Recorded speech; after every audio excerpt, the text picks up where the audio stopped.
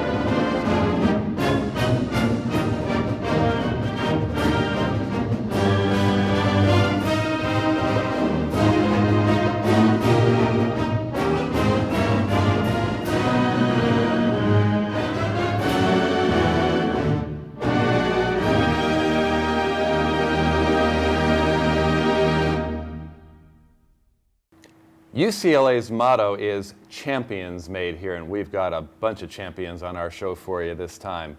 We're going to start off with women's golf, who won the championship in 2011. We're very pleased to be joined by some repeat guests to Bruin Talk, Edney Gulugian and Lee Lopez. Welcome back to the show. Thank you. Thank you. Thank you for You're having welcome. us. You are right now in your kind of only break of the year. You just finished your fall schedule, and you pick them up and start playing tournaments again in February. Edney, you going to get any time away from the clubs? I had a little bit of time, a couple days, just to catch up on schoolwork and stuff, but you got to keep working, got to keep grinding it out for spring. So, Lee, what kind of things do you work on now when you're not actually playing tournament competition? I think for us golfers, a little more mechanical now that we won't be competing for the next 2 months. So a lot of time on the driving range, a lot of time just working on your different set of skills that you have and just keep trying to improve them for spring. Golf is a sport that you have to practice, like you're saying, Edney, nonstop, basically. It's a year-round sport. And before the show, we had a discussion about yoga and how much we liked it. But most people don't think about the cross-training that golfers might have to put in, the flexibility and the strength. Tell us a little bit about what you do off the course to make sure that you're playing your best. I mean, we're having workouts 3 times a week, and we do extra on our own. And Edney and I really like doing yoga in Santa Monica. So I think it's just as much discipline doing that as on the golf course, definitely.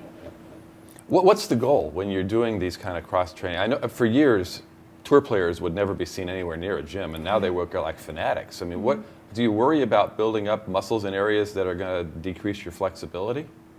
I mean, I think it's an all-around body workout. I know for golfers it's really important for our flexibility to do that. So like we were talking about yoga.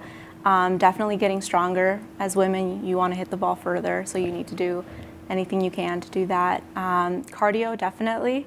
I mean, I know it doesn't seem very rigorous to be out playing 18 holes, but 5 days straight for 5 hours a day, it's a lot. So, both of you have been playing golf for quite some time now. You both played 4 years in high school. What initially attracted you to the sport? How did you pick up your first set of clubs? for me, it was my dad. He played golf all the time when I was younger, and I think from the time I was 3, I had a golf club in my hand, and he started giving me lessons around 7, and at 8, I started competition, so it's been a long time. You've both had a chance to play in competitions outside of school. I know, Ani, you were in the 2009 U.S. Open. Lee, you played in the LPGA ShopRite Classic in 2012. What is it like when you're out there really competing just on your own in a tournament with some of the best players in the world? It's so much fun. I mean, I think it's what we both work for the entire season, not only to be on a team, but to improve individually. So to be able to play against the best in the world at one of the top tournaments in the world, I mean, it's so much fun. It's like living the dream, what you work for your whole life. Is there any kind of an awe factor when you get out and say, wait a second, I'm playing in a tournament with all those LPGA players that I see every week? Does it take you a while to realize, hey, I've just got to get here and play my game? I think so, definitely, especially when it's your first tournament. Like for me, it was my first LPGA event. So it took a while to feel comfortable, but once I did, I mean, it's just another golf course. You're competing against other people, so it's the same thing, just different venues. Ani, is it tough to remind yourself to play the course, not the competitor lined up with you? I think most definitely it is. It's one of the key things in golf is you have to focus on being mentally strong and focusing on just your game and one shot at a time, so yes. We're talking about you guys playing kind of in individual tournaments, and most people think of golf as an individual sport, but here at UCLA, you're on a team. Every hole that you play contributes to the team. So explain to us and our viewers how golf can be a team sport rather than just an individual sport. It's a lot of pressure, I feel like, because when you have a team, you know how hard everybody else's work, not only yourself.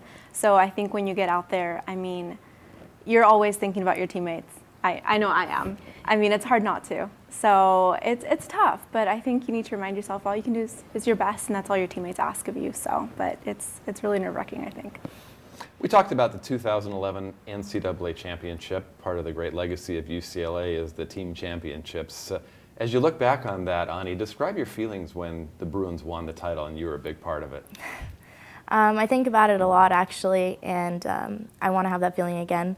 So it's the most incredible feeling you could possibly have, to work so hard for so long and then have that ultimate goal achieved and be with your teammates. Normally golf, you know, it's an individual sport, so you kind of are your own hero in a sense, and then when you have your team, you're able to celebrate with everybody, and everybody is happy for you, and the school, representing the school as well. So. Lee, you transferred to UCLA. You got to take part in that wonderful championship run. Golf is a series of near misses. I mean, every round there's a couple shots that get away, and a lot of times in tournaments there's a couple shots that make the difference, but to actually get to the end and be the champion, describe the feeling. It was unreal. I mean, like Ani, I think about it a lot. Sometimes it seems unreal sometimes, and I just have to go back and say, wow, we really did do that, because I think you come to a place like UCLA and you know it's a possibility, and to actually make that possibility happen, I think it was one of the best moments of my life so far, definitely. Lee, Dave alluded to the fact that you transferred into UCLA after playing your first year of college golf at Long Beach State, if I am not mistaken. What helped you make the decision to come to UCLA? You're from kind of the Southern California area.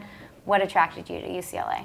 Honestly, I just wanted to be a part of the UCLA community and the Bruin family. I think we build a really strong legacy of being very devoted to not only athletics but academics, and I wanted to come to a school that would give me that opportunity to challenge me to be a better athlete, better golfer, better student, better person, and I also really wanted to be coached by Carrie and Alicia. It was, I think, to be here with them for 4 years has been really special. So. We've talked a lot about golf being a sport that's a mental sport. There's no question about it. You have to be dialed in to compete at your best. Before a competition, Ani, I know you go out and practice 5 hours a day, but you're on the tee and you're just about to start a tournament. Are there jitters you really have to get a handle on? Definitely. How do you manage that? Every time you tee it up, no matter how big or small the tournament is, you have those first tee jitters, but you just kind of take a deep breath and go into your routine and just say, you know, this is just like I practiced, and you just kind of go with it and focus on your swing tips. So. Lee, the third shot in the first round is just as important as the shot on the 18th hole coming down the stretch. Are there times when you have to refocus, say, wait a second, I really got to pay attention here, even though it's the early rounds and early hole? Are there times when your mind kind of wanders and you have to pull yourself back in? Definitely. I think that happens for every athlete that plays golf. I mean, you're out there for 5 hours. It's bound to happen. And sometimes I feel like you want it to happen. You don't just want to be on the grind for 5 straight hours. So you need time to relax and then come back and regroup. And I think it makes it easier if you take a little mental break and then come back and think, okay, here's my next shot. We were talking about your schedule, and your schedule, even over the holidays and after, before you start playing tournaments again in February, it's really demanding. I mean, you're out there practicing. You get great weather to practice in Southern California. That's good because you get a lot of quality practice time, but do you think it makes it harder when you get into tournament time and you may be playing somewhere in the wind and the rain? I think so, definitely. And I think that's something that as a team we all need to work on, is that we're really lucky, we're spoiled here in Southern California that we always get to practice in that kind of weather. So I think it's something that maybe we just need to get out when there is bad weather and practice, since we will be playing in that. And Ani, we were talking before we started taping the show about having to play in all kinds of layers of gear, and it's something that people who watch on TV really don't think about. Say, how come they couldn't hit that shot? You know, you're dressed up like in a parka and gloves. You know, it really makes a difference in how you play the game depending on how cold it is, doesn't it? Definitely. I mean, even just trying to swing with all those layers on, or you have to make sacrifices to be cold rather than put the layers on so you can make the shot. So. We've been talking about how much golf is a mental game and how you need to take mental breaks and then regroup. And we mentioned earlier that there's always going to be those shots in the round where it doesn't go exactly maybe how you wanted.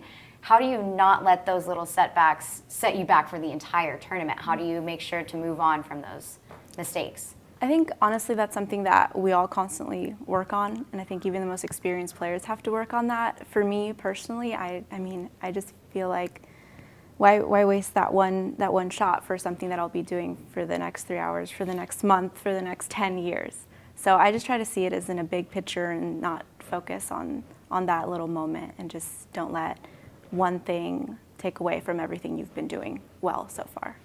As we project into the future, a lot of recent Bruins are doing very well out on the Pro Tour.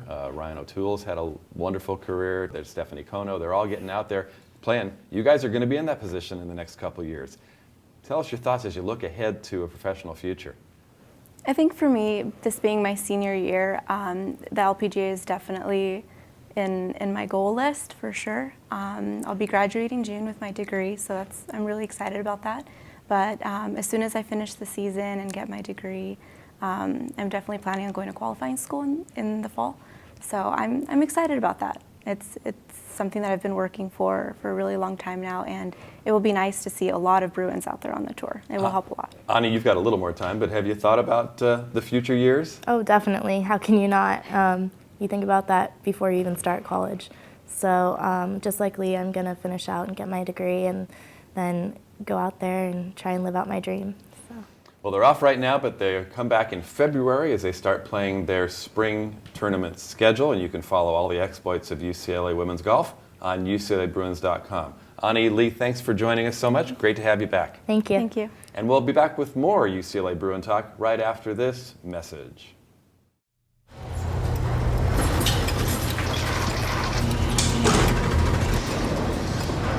A trophy can be made just about anywhere. But there's one place where champions are made.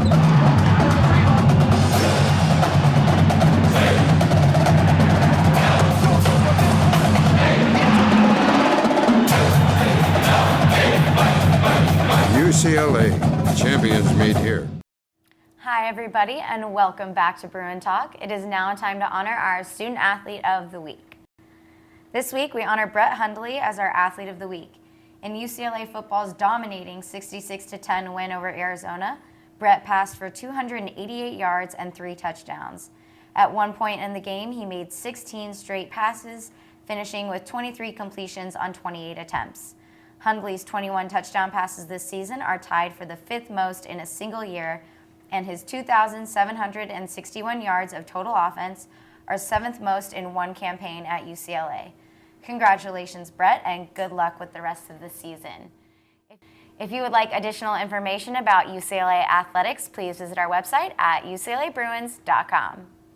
Continuing on our theme of champions made here, the 11th National Championship banner for men's basketball would not be hanging in Pauley Pavilion without the exploits of our next guest. We're very pleased to welcome Tyus Edney to Bruin Talk. And Tyus, back on campus, your third year now as the Director of Basketball Operations for the men's team. Great to have you on our show. Thanks for having me. I know people talk to you all the time about your dash against Missouri, 4.8 seconds end to end, that really got the Bruins to the point where they could win that '95 championship. You ever get tired of talking about it? Never. Well, it's one of the most iconic plays in UCLA history, and it's got to be wonderful knowing that people are always going to associate you with that winning team. Yeah, it's a great memory. I mean, that year, the way it finished out really is what's exciting to me. But the play and just the people that remember a lot of people remember where they were, what they were doing. I've heard a lot of interesting stories in it, and I love hearing them all. So it's been great. Now that banner's hanging in a beautiful new home in the rafters of New Pauley Pavilion. The men's team just moved back in there and get your season going underway in the new building. Tell us what it's like going back to that wonderful home. Oh, we're all excited. I mean, it's been seems like forever. You know, we've been practicing in different places, and you know, it's been tough. But now we're finally back to where we belong, and we're really excited. And it's a beautiful arena. You know, UCLA did an unbelievable job, and you know, we're just happy to be back in there. We mentioned earlier that this is your third year back on campus being Director of Basketball Operations for the team. What kind of experience do you take from being on the other side, maybe, and that you were a player and now you're kind of within the administration? What kind of wisdom do you feel like you can impart on these young Bruins? I think I just try to get them to just focus, not stress too much. You know, it's hard being an athlete. You're so busy. I think they're even busier than we were. But I remember, you know, just having always something to do, having to be somewhere practicing and things like that. And it can get stressful, and you know, just trying to just show that I understand and just help them, you know, get through it as best as they can. Tell us about some of your duties as Director of Basketball Operations. Like she said, just kind of sometimes mentoring them, just giving words of wisdom, things like that. Basically, just day-to-day things that come up, meetings, you know, departments meetings, things like that. I have to keep coach and everyone, you know, abreast on, and just being, you know, basically there to do whatever needs to be done at any time, which, like being in different practice places and things like that all the time, and having to organize things like that, but things come up all the time, so it's something that keeps me on my toes. The composition of a college basketball team, real different now than when you played. A lot of players are here 1-2 years and then gone, so you're always rebuilding. You always have younger players. What kind of pressures does that put on a staff as you try to mold a team? Well, you're always recruiting, I know. I mean, it's you want the kids to do well, and you want them to go on and maybe play professional basketball. I mean, I think that's what we're here for, is to make them better players. So, you know, if they're able to do that, that's a compliment, I think, to the staff. But at the same time, as you said, it's tough because you don't know every year what your team is going to be that next season. So, those are the challenges. But you know, all the coaches and staff and everybody's just all out there trying to, you know, keep the talent level up and keep everyone wanting to be Bruins. Tyus, after UCLA, you had 4 years in the NBA and then a long career overseas. And we were talking before the show started about how I was flipping channels in Italy one night in 2006, and I saw a familiar player out on the floor. It must have been wild playing in those European leagues. Yeah, it was. I had a great experience over there. You know, it's good and bad, really, but mostly good, which was fortunate for me. And it was a ball playing over there. Fans are you know, they're fanatical, and I don't know if you've seen soccer over there and how the fans are in those games, but they take it inside to the basketball court too. So it's a lot different than you know, you might expect, but it's a lot of fun. Well, I just remember the fans were about 1 inch from the court, and they were throwing things up in the stands, and you know, the game was somehow going on. Is the play more physical over there? I think it is a little bit more physical. I think now with the NBA, there's, you know, a lot of rules to kind of not have too much, you know, physicality. So over there, they don't have those rules, so you can get away with a lot more over there. But you know, people may not know, it is definitely a physical game, and you know, it's a tough game. This year, the Pac-12 tournament is moving from Los Angeles to Las Vegas, which is more of a neutral site. The Staples Center is neutral, but we're here, USC is here, and Las Vegas is completely neutral. How do you think this will affect the Bruins? Are you looking forward to that change, maybe shaking things up a little bit? I think we're all looking forward to it. I think Vegas is a great venue. Like you said, it's a neutral site, but it's still close for everyone. And I think it's just a great place to have a tournament. We're all looking forward to it. I think it's going to be a nice tournament. It's a good change, I think. Sometimes you have to shake things up, so I think it'll turn out well. Tyus, after your playing days ended, how did you go about staying involved in the game, coming back to UCLA, coming back to your home? Well, when I stopped, I helped out a little bit at a high school, and then kind of right away this opportunity came up to come back home, really, and you know, that's kind of how it worked out for me, and you know, so far it's been going well. The last year when the road show went to the sports arena and to Ontario, it seemed like Pauley Pavilion was just a distant thought in the future. But now tell us about the locker rooms and the lounges and the film room, a lot of stuff that didn't exist before. Yeah, the kids are fortunate now. They have it good, but you know, I'm lucky to be here to enjoy it with them and open the building with them. But it's definitely a lot different. I mean, it's modernized.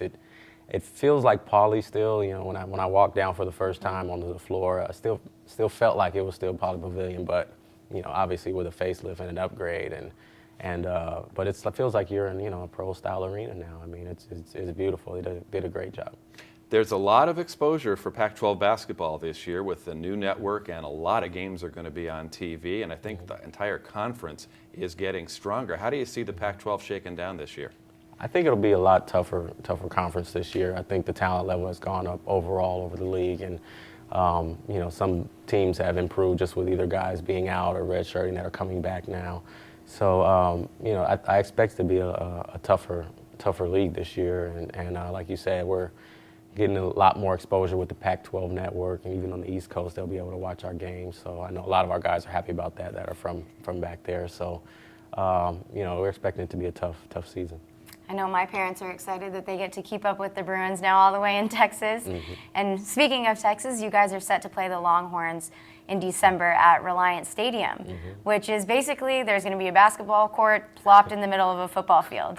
What are you looking forward to that experience? It's going to be a lot different, but it's got to be exciting. Yeah, it is. I mean, we have some good trips this year. Even Brooklyn, we're getting ready for now, and that'll be fun. I mean, I've never been there or seen the arena, and you know, I know it's huge, and it'll be interesting how that is. I mean, I guess it'll be a little bit like a Final Four type situation where you're in a big, you know, arena. So, you know, it'd be interesting to see how our guys, you know, react in that type of environment. Well, I'll see you there because I do the women's play-by-play, and the women are also playing Texas the first half of that doubleheader. You won your national championship in Seattle in a dome.